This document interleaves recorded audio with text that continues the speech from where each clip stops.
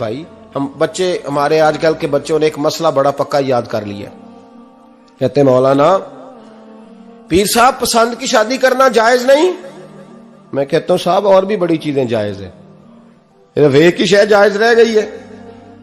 रसूल पाक सल्लल्लाहु अलैहि वसल्लम सिवाय अल्लाह के किसी के पाबंद नहीं, किसी के पाबंद नहीं।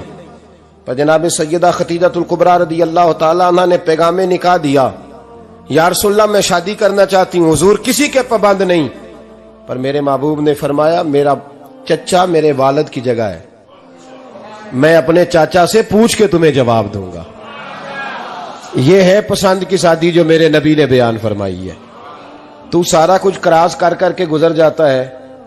यहां तो हाल यह है कि पालने वाला कोई और साये में बैठने वाला, बाग तेरे दी कर कर राखी मैं सारी उम्र गुजारी, तो जदों ये फल पकन ते आया ते लै गए होर व्यापारी।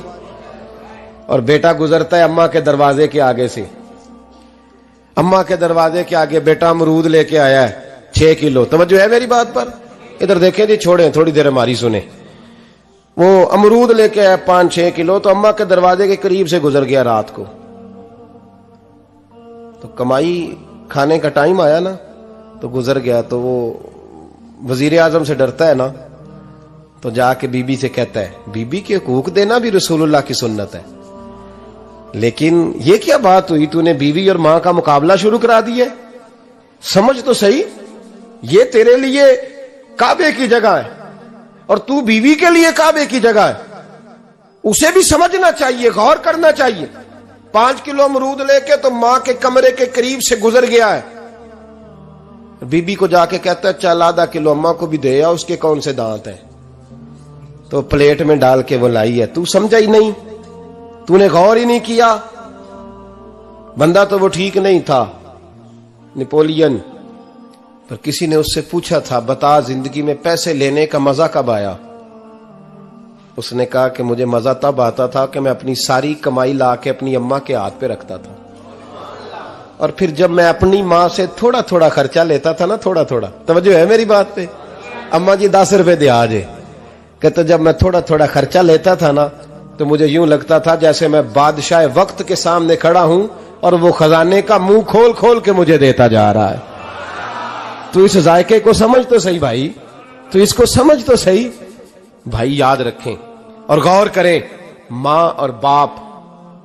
और फिर ये भी सुन लें, नबी पाक सल्लल्लाहु ताला अलैहि वसल्लम ने मां बाप के लिए फरमाया हुमा जन्नतुका व नारुक, यही तेरी जन्नत है और यही तेरे लिए जहन्नम है।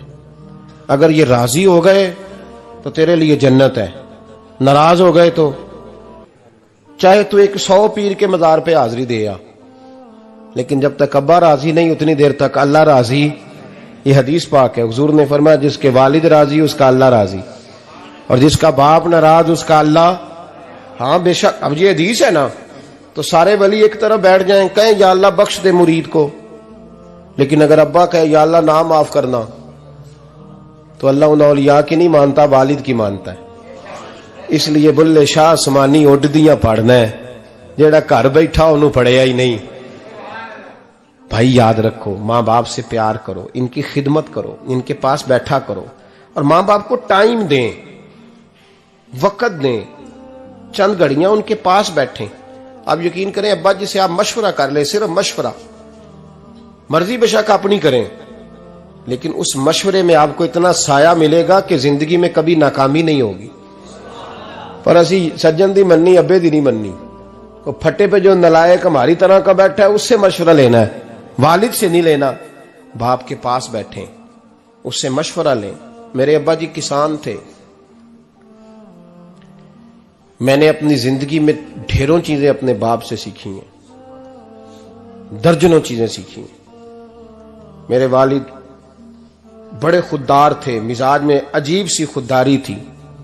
कोई बंदा कभी हाल पूछ लेता था ना कि हालात किस तरह के हैं, तो फरमाते थे भाई अगर बताना हुआ तो अपने अल्लाह को बताऊंगा। अल्हम्दुलिल्लाह बड़ा फजल है, मैंने उनके हाथों पे हमेशा छाले देखे, हमेशा छाले, लेकिन उनका हाथ कभी किसी दुनियादार के सामने फैलता हुआ नहीं देखा। लोग मुझे कहते हैं आप